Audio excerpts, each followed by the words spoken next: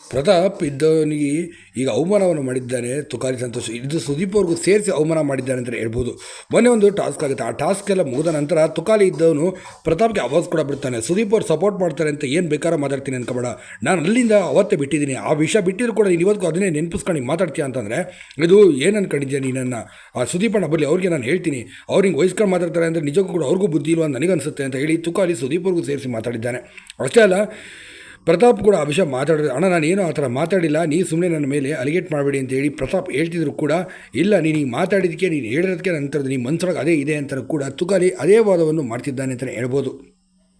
ನೀನೇನು ಇವತ್ತರ ಮಾಡ್ಕೊಂಡು ನಮ್ಮನ್ನೆಲ್ಲ ವಿಲನ್ ಥರ ಮಾಡಿ ನೀನು ಸಿಂಪತಿ ಗಿಟ್ಟಿಸ್ಕೊಂಡು ಇನ್ನೂ ಎಷ್ಟು ವಾರ ಸೇವ್ ಆಗ್ತೀನಿ ಕಂಡಿದ್ಯಾ, ಬರ್ದಿಟ್ಕ ಇವತ್ತು ನೀನು ನಾಮಿನೇಟ್ ಆಗಿದೆಯಾ, ಈ ವಾರ ನೀನು ಆಚೆ ಹೋಗ್ತೀಯ ಅಂತೇಳಿ ತುಕಾಲಿನೂ ಕೂಡ ಪ್ರತಾಪ್ ಮೇಲೆ ಅರಿಯಾಯ್ತಿದ್ದಾನೆ.